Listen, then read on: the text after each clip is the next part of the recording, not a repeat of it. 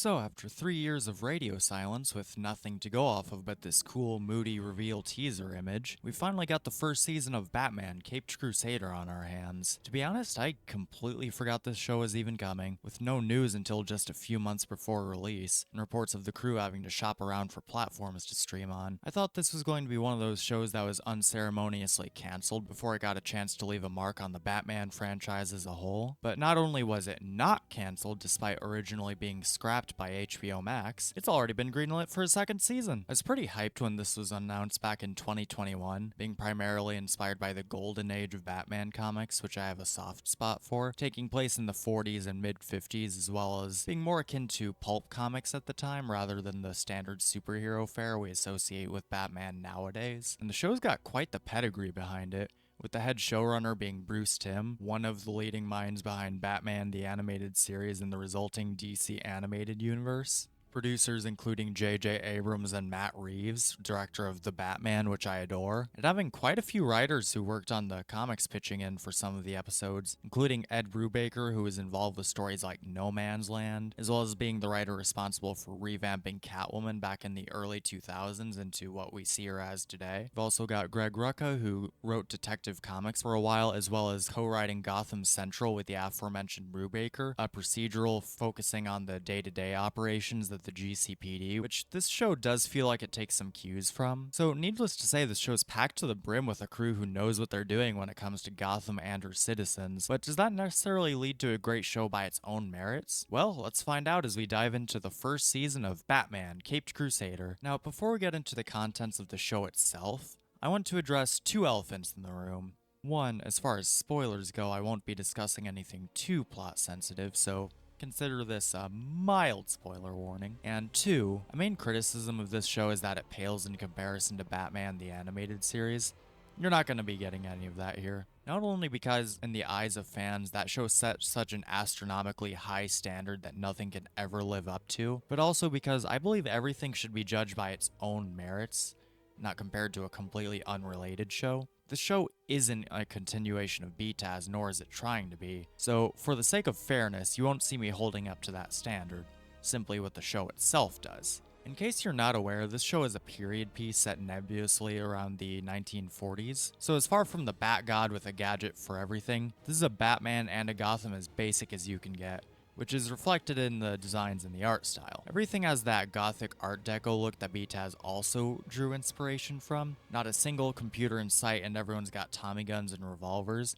And the character designs are all great. Batman, Catwoman, and Clayface all look like they were ripped straight out of comics from that era. Though Batman not having purple gloves is a crime that I can never forgive. We even get some good designs for characters who wouldn't be created until decades later, so we can get an idea of how characters like Harley Quinn and Gentleman Ghost would have looked as Golden Age villains. And I gotta say, they look pretty snazzy. There are a few that I'm iffy on, but we'll save that for what I'm calling the odd section of the video, but the animation itself is okay. It's serviceable, but nothing too exciting.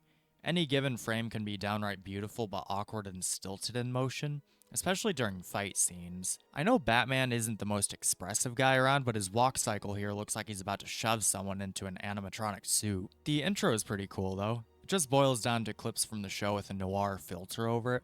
Simple, but effective. It just looks nice, not much else to say there. The show's color palette tends to be very muted and desaturated, even being straight up sepia tone in some scenes. Normally I like my comic book media to be nice and colorful, but it fits the time and the setting of the show, so I don't mind it here. And of course, Bruce Timm's art style is always a win. The cast is also strong, and there's not a single flat performance in the show. The leading Batman is voiced by Hamish Linklater. I'm not familiar with any of his roles outside of this show, but he does a great job. His Batman voice kind of reminds me of an older Robert Pattinson while still being his own take. 2 years of nights have turned me into a nocturnal animal. Pennyworth. Sir? Give me 2 minutes, then call the police. Monoscope pictures beneath stage H. I've found 2 bodies. The supporting characters also include, but are not limited to, Diedrich Bader as Harvey Dent, Eric Morgan Stewart as Commissioner Gordon. Even my man John DiMaggio is here as Harvey Bullock. Right now you're at Tier 1, which is hugging. But pretty soon, you'll be at Tier 2, which is smooching. Then down the road, you'll make it to Tier 5, where she'll let you discover all 15 feet of her long, beautiful stomach. And after a while, you'll make it to Tier 8, where you touch her horn for the very first time. Very special. What about tier 15? You stay away from that. Do not do tier 15! I love that guy. But enough about the looks and the sounds, let's talk about the writing. My main issues, aside from little nitpicks, all have to do with the writing, but those issues are admittedly few and far between. So, this show is mainly episodic, but with some overarching storylines weaved in there throughout the season. So, we'll get stuff like Harvey Dent's slow fall into becoming Two-Face over the course of the 10-episode season, but we mainly focus on whatever villain of the week has to be stopped. And this method is something of a double-edged sword. Keeps some characters from overstaying their welcome, but on the other hand, you'd think some of this stuff would matter in future episodes. For example, Penguin blows up the GCPD building at the end of the first episode. This should be a pretty big deal, but it's completely fine by episode 2, and it's never mentioned again. This show does have some semblance of continuity, and the characters do have their own little arcs for the most part, so it's weird to see events that should have lasting consequences, but are never seen or mentioned again after that episode. Then again, to be fair, I don't blame Batman for learning ghosts in the afterlife exist and never wanting to speak of it again. But enough about that for right now, let's talk characters. Batman is pretty much what you'd expect from an adaptation where he's in his early years at this point. He's cold and withdrawn, a little too brutal towards criminals, and is unreasonably harsh to Alfred for no real reason. But he does have a softer side that shines through on rare occasions, especially when children are involved. I'd say on a scale of 1 to 10, with 1 being Adam West and 10 being Punisher in a funny hat, I'd say this Batman is a firm 7. He's a little edgier than Pattinson, but not quite as cruel or lost as Affleck. He doesn't straight up kill anyone as far as I can tell. He just isn't particularly concerned about the well-being of anyone he fights. Everyone else just feels a tad off somehow. And I'm not sure if that's a legitimate issue or just the creative team doing something a bit different, so I'll give them the benefit of the doubt on this one. Commissioner Gordon is still an honest cop in a corrupt precinct and wants to make the city better, but his viewpoint feels a bit too black and white for my liking. He criticizes Barbara for wanting to see the good in people, but he's the one who comes off as naive here. Inside here, people know the difference between right and wrong. They just do. So when they choose wrong, they should answer for it. You know it's not that simple, Dad. Well, it should be. This is the first time I've seen Harvey Bullock depicted as outright corrupt. He's usually a lazy cop and rough around the edges, but I haven't seen him depicted as an outright bad guy until now.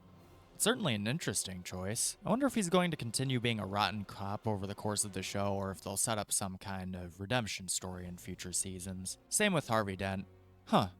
I have the same observation for both Harveys. Didn't even notice that until I started the recording. Dent has also been a little rough in some depictions, but this is the first time I've seen him actually engage in some pretty morally dubious activity, even before he's ever scarred. But in Dent's case, it does prove interesting to see his struggle balancing the city's best interest and doing whatever he can to guarantee voter support. Barbara Gordon's a pretty major player.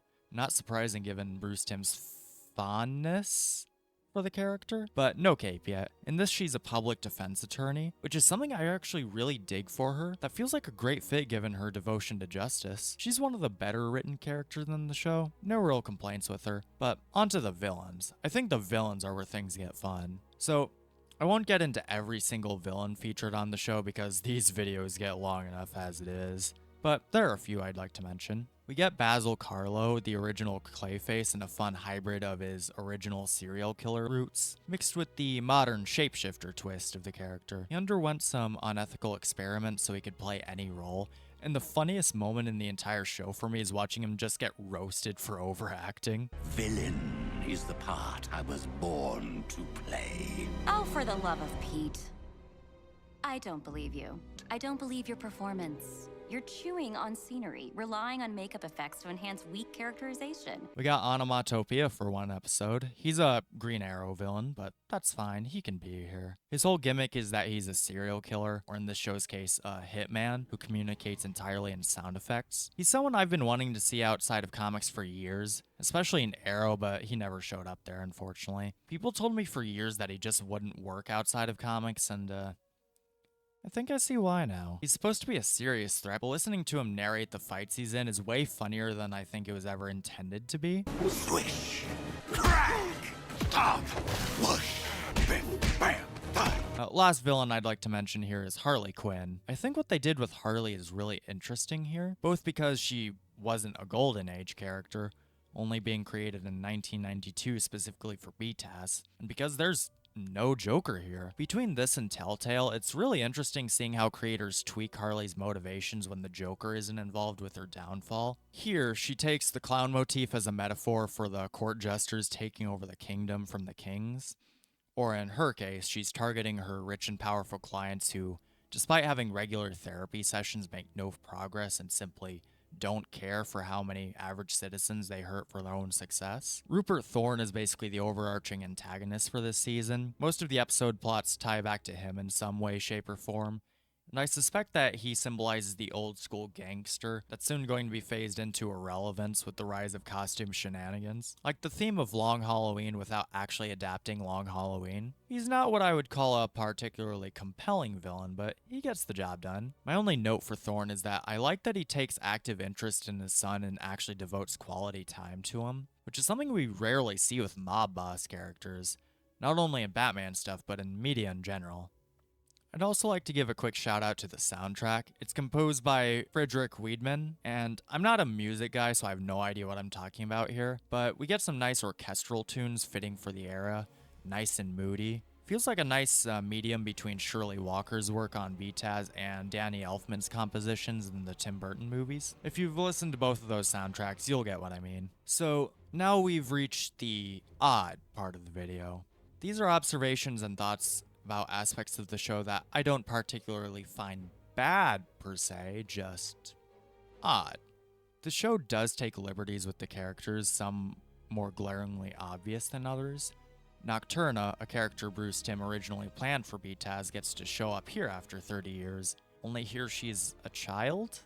In the comics, she's essentially a vampire who drains the life force out of others, along with having some kind of pheromone control to manipulate others. She's also weirdly obsessed with adopting Jason Todd and being his mom, and that had some really weird vibes in those comics. So, her being just barely older than some orphans she's luring into private spaces to suck the life out of them isn't necessarily a bad change. It's just a little strange knowing what I know about that character. Likewise, I'm sure all of you have heard about how they changed the Penguin at this point. It's been the main talking point I've seen more than anything else to do with this show. Penguin is now a woman by the name of Oswalda. This was more of a head scratcher until I did some research and found that female mobsters and even mob bosses weren't that unheard of at the time. But dear God, that name's awful. You could just call her Ozzy. That's already pretty gender neutral. But Oswalda is about the laziest name you could have gone with. It has the same energy as creating a new character as the daughter of Captain America and calling her Steva Rogers. Or, here's the new Supergirl, her name's Clarka Kent. Oh hi, this is my sister, her name is Major Disastra. Okay, that one actually sounded kinda cool, but you get my point. But on a positive note, the Iceberg Lounge being a massive yacht is a cool twist. No notes, just thought it was cool.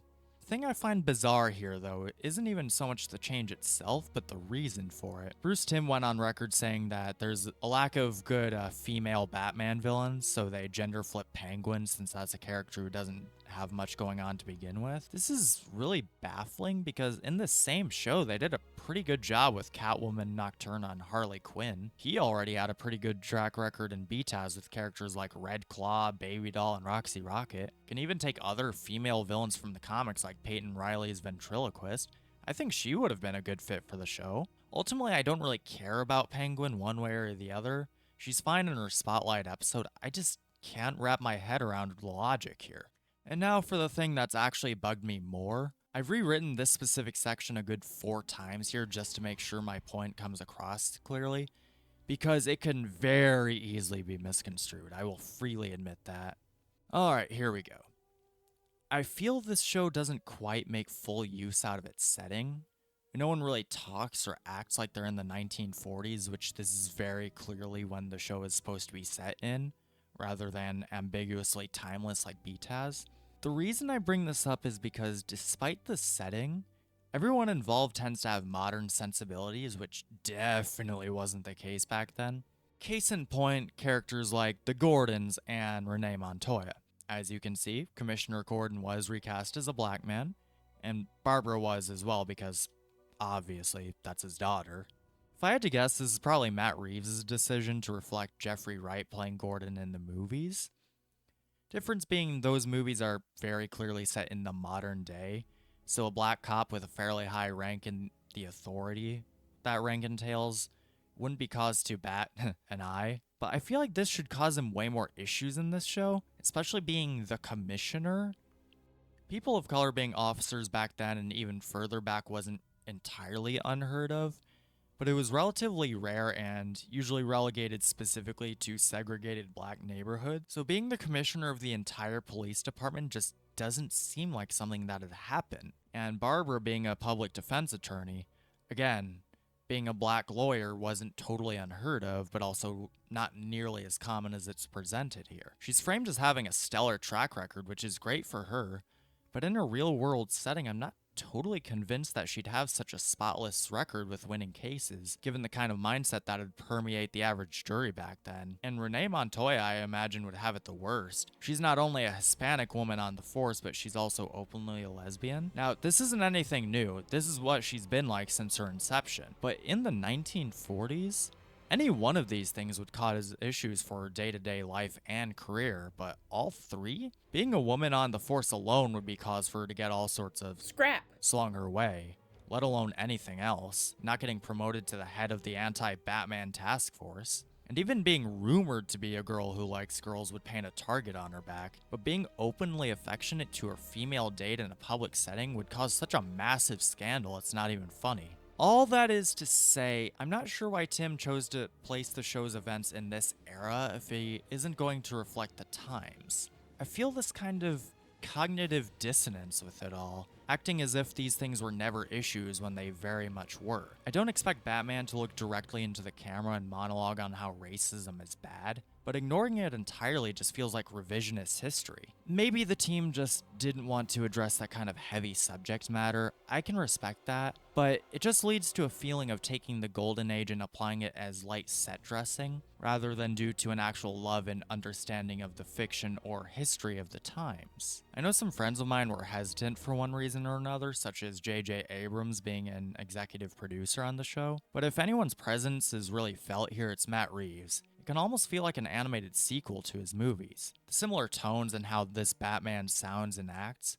as well as some surprisingly similar story beats to the movie, make me wonder how much of a hand Reeves had in the show overall. That's not a complaint though. I adore the Batman, so other media taking cues from that is hardly a bad thing in my mind. I think overall my biggest main complaint in this show is a lack of real development. None of these characters really change or grow in any meaningful way over the entire season. The most we get is Batman finally calling Alfred by his first name in the final episode. I suppose that is a limitation of the runtime though. We only get 10 22-minute episodes, so they can only fit so much in there. Maybe if we've had twice as many episodes, or if each episode was 45 minutes long instead, we could have seen more substantial development. But we got what we got. It is what it is. But with all that being said, I do think the show is good. Not great, but perfectly fine on its own. If you liked BTAS, the Batman movie, or grounded Batman comics like The Long Halloween or Year One, you'd probably enjoy this. The show's already been greenlit for a second season, and we got a glimpse of what's to come in a fun little post-credit scene, so I'm looking forward to seeing whatever they come up with next. One thing I'd like to see more of is Golden Age villains showing up, like Dr. Death, Mad Bunk, and Hugo Strange. It's been a while since that guy's appeared on anything. Maybe throw in some more retro reinventions for characters like Tallyman while we're at it. I think he'd be a good fit here. But yeah, go ahead and give the show a try. This is Major Disaster signing off. Thank you for watching, and make sure to look away from your screen for at least 20 seconds to prevent a young Bruce Wayne from appearing at the foot of your bed at the dead of night.